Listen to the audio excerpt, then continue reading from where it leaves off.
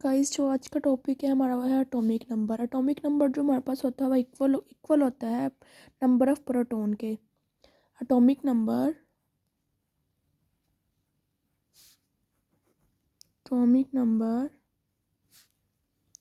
Of an element is equal to the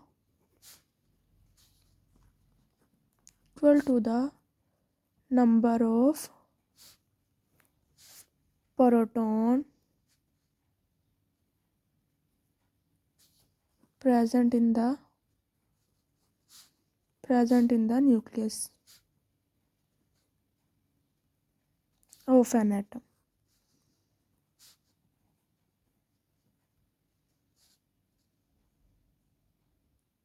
इसी तरह अगर हम एग्जाम्पल की बात करें तो जो कार्बन होता है उसका हमारे पास 6 एटॉमिक नंबर होता है।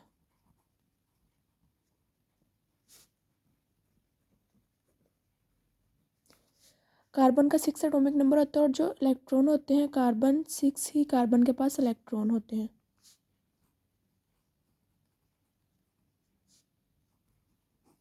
हैविंग 6 इलेक्ट्रॉन, यानी कि जो एटॉमिक नंबर है वो इक्वल है इलेक्ट्रॉन नंबर के। इसी तरह अगर हम ऑक्सीजन की बात करें अदर एग्जाम्पल में, oxygen having 8 electron,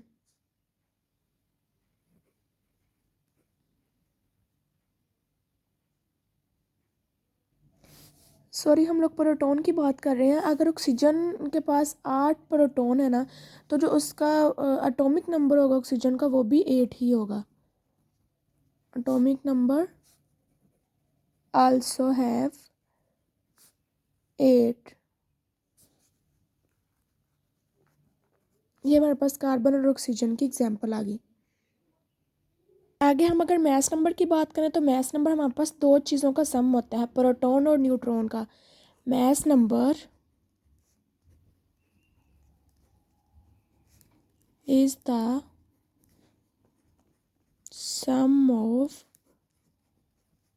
proton and neutron present in the nucleus of an atom। अब हम इसकी एग्जांपल लेते हैं। एग्जांपल के बाद हम इसका एक टेबल बनाएंगे एटॉमिक नंबर और मास नंबर का। नेक्स्ट हम इसकी एग्जांपल देखते हैं। अगर हम कार्बन की एग्जांपल लें तो इसमें जो कार्बन है हमारे पास, इसमें जो ए है हमारे पास मास नंबर है, और जो जी है ये प्रोटॉन है, और जो एन है ये न्यूट्रॉन है। इसमें हमारे पास 6 प्रोटॉन नंबर और 6 ही न्यूट्रॉन नंबर है, यानी कि हमारे पास जी क्या होगा 6। कार्बन की बात करें तो और न्यूट्रॉन क्या होगा हमारे पास, ये भी 6 होगा। तो ये क्या बन जाएगा 12। हमारे पास ये किसका मास नंबर आया है, कार्बन का। Mass number of carbon is equal to 12। तो हम इसी तरह इजीली फाइंड कर सकते हैं the sum of proton and neutron is called mass number.